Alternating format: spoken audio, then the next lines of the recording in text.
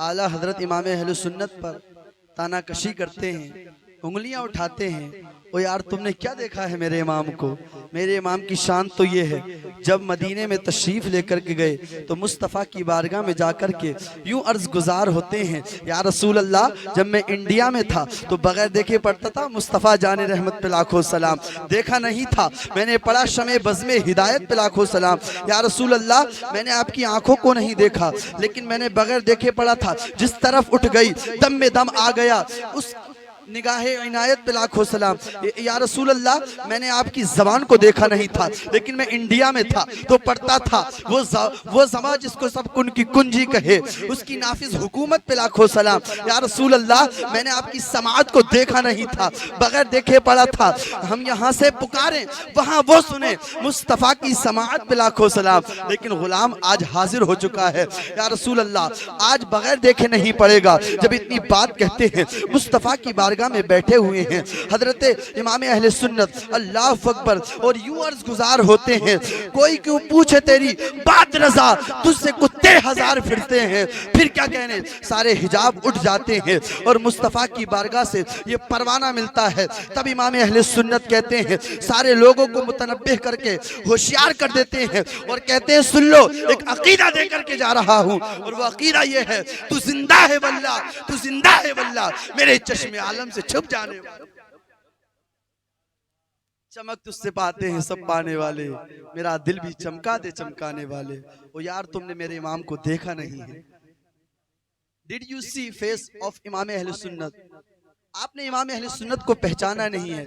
अगर जान लेते तो बस यही कहते कि आज ले उनकी पना, आज मदद मांग उनसे, फिर न मानेंगे कयामत में अगर मान गया। इमाम अहले सुन्नत की शान देखनी है। अल्लाह अकबर, कितना बड़ा मकाम मेरे इमाम को अल्लाह ने अता फरमाया था। इमाम अहले सुन्नत की ज़ात तो वो है, अल्लाह अकबर। इमाम अहले सुन्नत की बारगाह में बरेली शरीफ में एक रहने वाले बुजुर्ग जिनका नाम धोखे शाह रहमतुल्लाह अलैह, आप चक्कर में पड़ जाएंगे। धोखे शाह उन्हें इस वजह से कहते थे क्योंकि उनके अंदर अल्लाह तबारक व तआला ने वो क्वालिटीज रखी थी कि एक मर्तबा आप यहाँ देखेंगे, जस्ट बाद दूसरी जगह उन्हें देख लेंगे। ये करामत है अल्लाह के वलियों की। हजरत धोखे शाह रहमतुल्लाह अलैह उसी शहर में बसते हैं जहाँ मेरे इमाम अहले सुन्नत रहते हैं। अल्लाह अकबर। उसके बाद में हजरत आला हजरत रदी अल्लाह ताला तकरीर कर रहे थे, लेक्चर दे रहे थे, स्पीच दे रहे थे।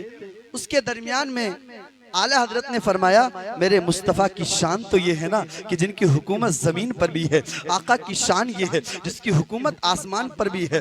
और बाद में ये भी फरमाया, मेरे मुस्तफ़ा करीम के ग़ुलाम जनाब इमाम अहले सुन्नत ने फरमाया, मेरे मुस्तफ़ा की शान ये है, ज़मीन के ऊपर होने के साथ साथ मुस्तफ़ा की शान अल्लाह अकबर ये है कि उनकी हुकूमत ज़मीन के नीचे भी है। अब कुछ लोग ऐसे नाअहल और नाहंजात खसीस टाइप के होते हैं जो तानाकशी करने लगते हैं, उंगलियां उठाने लगते हैं। वो यार तुम क्या जानो इमाम अहले सुन्नत की शान क्या है? वो कहने लगते हैं, वो इमाम अहले सुन्नत ने तो इतना गुलू कर दिया। वो तो कहते हैं कि आका की शान ये है कि जिनकी हुकूमत जमीन के नीचे भी है, आसमान के ऊपर भी है। ये कैसे पॉसिबल हो सकता है? It is not impossible. वो कहते हैं तो मुमकिन ही नहीं है। अल्लाह अकबर। इत्तिफाक से उनकी मुलाकात हजरत धोखे शाह रहमतुल्लाह ताला अलैह से हो जाती है। अल्लाह अकबर। उनकी बारगाह में यही सवाल रखा जाता है। कहते हैं, हजरत आप जानते हैं मौलवी अहमद रजा को जो हमारी बरेली शरीफ में रहते हैं, उनका कहना है कि हुजूर की हुकूमत तो आसमानों पर भी है।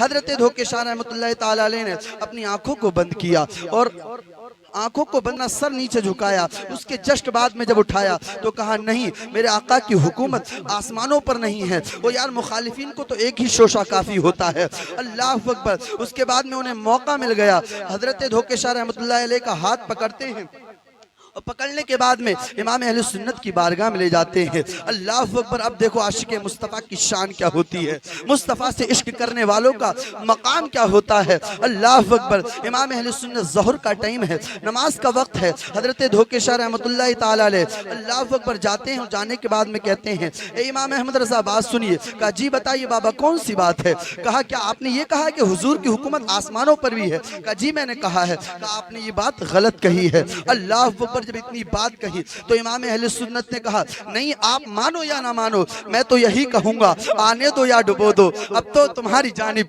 कश्ती तुम्ही पे छोड़ी, लंगर उठा दिए हैं। इमाम अहले सुन्नत ने कहा, आप मानो या ना मानो, मेरे मुस्तफ़ा की जात तो वो है जिनकी हुकूमत जमीन पर भी है, और फिर हो भी कैसे ना, अल्लाह ने खुद कुरान में फरमाया, वी हैव सेंट यू ओ मोहम्मद सल्लल्लाहु ताला अलैहि वसल्लम मर्सी फॉर आलमीन। अल्लाह के रसूल ने अल्लाह तबारक व तआला ने फरमाया, ए मोहम्मद सल्लल्लाहु अलैहि वसल्लम, हमने आपको सारे आलमीन के लिए रहमत बना करके भेजा है, तो फिर शान बुलंद क्यों ना हो। अल्लाह अकबर। तब इमाम अहले सुन्नत ने कहा था, आप मानो या ना मानो, हम तो यही कहेंगे कि मेरे मुस्तफ़ा की हुकूमत जमीन पर भी है, जमीन के नीचे भी है, आसमान की बुलंदी पर भी है, जमीन की पस्ती में भी है। अल्लाह अकबर। इतनी बात कही, हजरत धोखेशाह रहमतुल्लाह ताला अलैह से बहस मुबाहिसा कर रहे थे, वही बात अंदर से आवाज आती है, माँ चीख करके कहती है, बेटे इनसे बहस ना करना, इनसे बहसो मुबाहिसा ना करना, ये मजजूब वली हैं, जो कह देते हैं वही होता है, इनसे बहस करना बाई से नुकसानदेह होता है। अल्लाह अकबर। जब इतनी बात कही, कहने लगते हैं, माँ मैं आपकी बात को मंजूर करता हूँ,